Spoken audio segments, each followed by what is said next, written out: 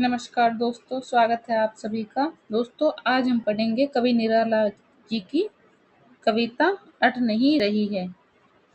यह कक्षा 10 की पाठ्य पुस्तक क्षितिज में लगी हुई निराला जी की दूसरी कविता है। इससे पहले हम उत्साह कविता की व्याख्या कर चुके हैं।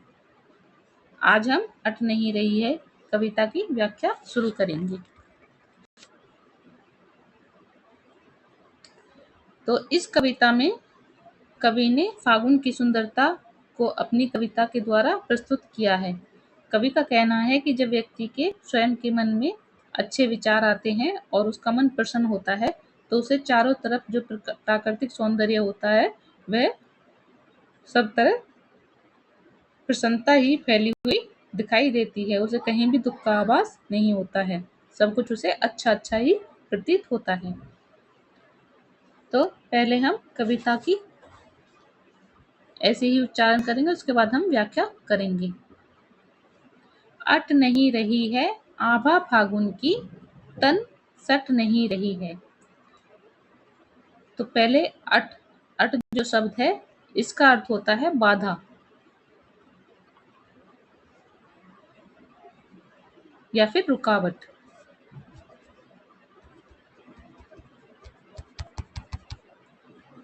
आभा मतलब चमक। फागुन फागुन जो हमारा फरवरी का महीना होता है, फरवरी मार्च का, उसे हम फागुन के नाम से जानते हैं। हिंदी में शिशिर ऋतु का जो दूसरा महीना होता है माघ के बाद का, उसे ही फागुन कहा जाता है। तन है, शरीर के लिए कहा गया है। और सट मतलब समाना। सट का अर्थ होता है समाना। तो यहाँ होली के समय जो मौसम होता है उसे फागुन कहा गया है और उस समय जो प्राकृतिक सौंदर्य अपने चरम पर होता है उसकी व्याख्या, उसका ही प्रस्तुतिकरण कवि ने किया है। तो कवि निराला कहते हैं कि फागुन के माह में आने वाली बसंत ऋतु का किस प्रकार से वर्णन होता है।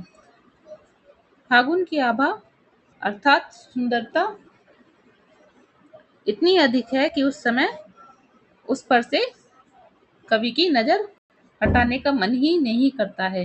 अर्थात कोई भी अपने आप को उसका आनंद लेने से नहीं रोक पा रहा है। फागुन की सुंदरता प्रकृति में समा ही नहीं पा रही है। जो अटना है मतलब समा ही नहीं पा रही है वह।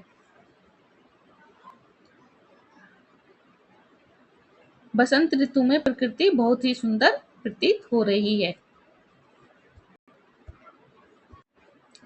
कहीं सांस लेते हो घर घर भर देते हो, उड़ने को नभ में तुम पर पर कर देते हो। आंख हटाता हूं तो हट नहीं रही है। यहाँ कवि कहते हैं कि जब बसंत ऋतु में हर ओर हरियाली और फूलों की खुशबू फैल जाती है उस समय कवि को ऐसा लग रहा है मानो जैसे फागुन खुद ही सांस ले रहा है। कहीं सांस लेते हो घर घर भर देते हो मतलब तुम ऐसे लग रहे हो। फागुन के माह के लिए संबोधित करते हुए कवि कह रहा है कि ऐसे लग रहा है जैसे कि तुम स्वयं ही सांस ले रहे हो और हर घर में तुम्हारा ही सौंदर्य भरा हुआ है। उड़ने को नभ में तुम, कभी कभी को ऐसा एहसास होता है जैसे तुम आकाश में उड़ने के लिए पंख फड़फड़ा रहे हो, पर पर कर देते हो मतलब अपने परों को फड़फड़ा रहे हो। आंख हटाता हूं तो हट नहीं रही, और यदि मैं तुम्हारे ऊपर से अपनी आंख हटाना चाहता भी हूं तो मेरी आंखें तुम पर से हट ही नहीं रही हैं, तुम्हारे सौंदर्य को निहार रही हैं। पत्तों से लदी डाल, कहीं हरी कहीं लाल, कहीं पड़ी है उर्मे मंद गंध पुष्पमाल, पाट पाट शोभा श्री पट नहीं रही है। बसंत ऋतु में चारों ओर के मनमोहक वातावरण का वर्णन करते हुए कवि कह रहे हैं कि सभी पेड़ पौधों की शाखाओं में नए नए कोमल पत्ते निकल रहे हैं। पत्तों से लदी डाल, जो कोमल कोमल पत्ते हैं उनसे पेड़ों की डालियां लद गई हैं। कहीं हरी कहीं लाल, वे पत्ते कहीं कहीं तो हरे रंग के दिखाई दे रहे हैं और कहीं वो जब नए नए पत्ते निकलते हैं तो उनका रंग लाल लाल होता है, तो कहीं कहीं लाल हो रहे हैं। और पेड़ों के हरे पत्तों के बीच में कहीं कहीं फूल भी उग रहे हैं जो लाल रंग के हैं। अब मंद गंध पुष्पमाल, तो कवि उस समय की कल्पना करते हुए कह रहे हैं कि ऐसा लग रहा है जैसे प्रकृति ने अपने हृदय में रंग बिरंगी खुशबू देने वाली कोई सुंदर सी माला पहन ली हो। कोई माला ऐसी अपने गले में धारण कर ली है प्रकृति ने, जिसमें से फूलों की हल्की हल्की खुशबू आ रही है। पाट पाट शोभा से भी पट नहीं रही है। कवि के अनुसार जो बसंत ऋतु है उसमें प्रकृति के कन कन, पाट पाट मतलब कन कन में, जगह जगह